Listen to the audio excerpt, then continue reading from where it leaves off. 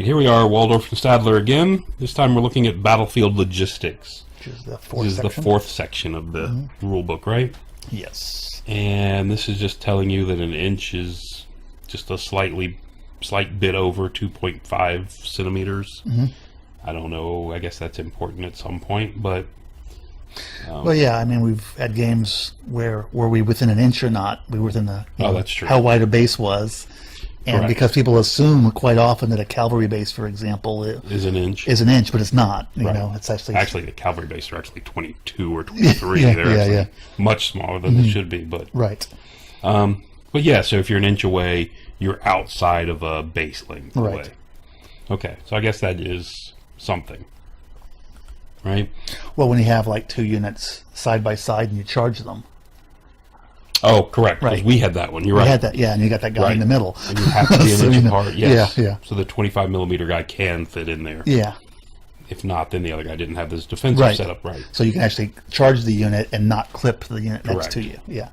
That's a good point. Yeah. So I think it's a very subtle thing, but it does show up. And line of sight. Yeah. This is really a big change from 8th edition. They basically have assigned 3 simple heights, and depending on what your height is, depends on what blocks you. Right. Then at the back of the rules, they actually have a whole chart that shows the comparison of when you're looking medium shooting at medium over. Yeah. Yeah, the effect on shooting, I guess, right? Yeah, and a line of sight in general, what you can see, and what level of cover.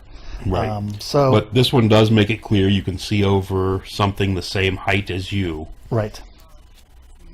Right. So medium can see over medium to another medium unit. Correct.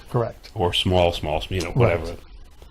Right. Which was nice. And again, the blue, they did the thing in blue, which are the major differences from 8th edition. Correct. And this is mostly blue. And this is, as you can see, mostly blue. And they define that the models in the back ranks, especially like volley fire, draw their line of sight as if they were in the front rank in the same file. Which is very clear also, yeah. Which is weird. Which also leaves a really weird situation where you can have the front rank of your unit on a hill, the rest of your unit behind a hill if they're archers, and they can all fire. That's true. Which is kind of odd, but it's volley fire, so I guess it doesn't matter much. Right? Well, it depends if it's volley fire. What do you mean? Only bows get volley fire, so if it's... Right, yeah. That's true. There's not a lot. If it's other missile weapons, it's just one of those things. And there's what we talked about before with the model heights, the 3 basic heights, what they are. Infantry, war beasts, swarms, and war machines are small. War machines are small. That's kind of different. I thought they would at least be medium, but I guess they're small. They're generally small. There might be a couple that actually have a specific size. The Aquitaine, the Trebuchet, is it still large or is it still small? I don't recall it being perfect. Well, I think they're basing it on the line of sight, so it's the crew. Oh, okay. Just so because you got this, huge contraption doesn't mean you can see anything. Unless the guy's up on top of it. Yeah, that is true. And Aquitaine actually has that guy you can glue on top if you want to. And then they go back into the unit spacing. This is basically the same, except for this point where you can get closer while you're moving. Unit come with a... Okay, yes. During the move, but must end half an inch away. Must end a full inch away. This is kind of odd to me. I don't understand why they did the half inch.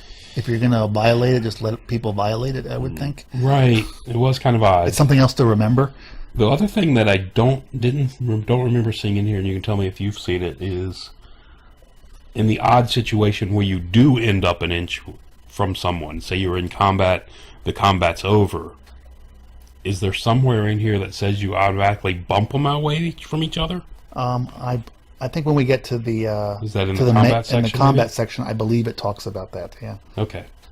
All right, because I wasn't sure. Because again, I don't remember seeing that. So right now, this is another interesting. They don't make it in blue, which is kind of odd, but the board edge information, and then the 50% rule. So models can move outside the board edge on the condition that no more than 50%. Right, during your move, you can wheel outside. Exactly. I mean, this is a new thing. You couldn't do that in 8th. You moved off the board. You could not move off the board. Right. So you could get pinned against the side where you couldn't wheel. Exactly, and railroaded. Yeah. So we're here. This is a really nice because the world doesn't end because of the board edge, and you can swing your units around and get about. And templates can be partially outside the board and still affect models with the parts of the template. So if the template lands off the board, but just barely, it extends back onto the board and can hit models? Right. That's a change as well from the old one. Correct. This whole section is new. I guess the whole section It probably should have been blue, but okay. maybe they're just trying to be sneaky.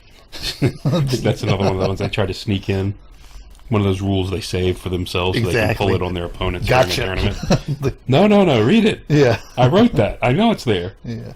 Yeah. All right. But no, I think this is all very succinct chapter as with everything else. The clarification of how height and line of sight, I think it is an improvement over 8th.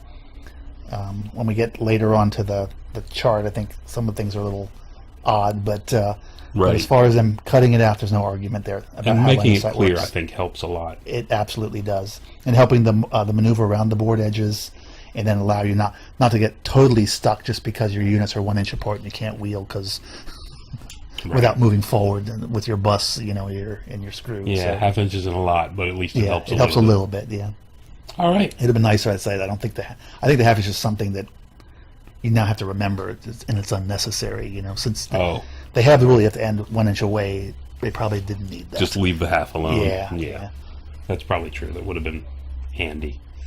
All right. I think we're done there, right? Yep, that wraps All up right. that section. Battlefield logistics. Yep, and we're off to the next video.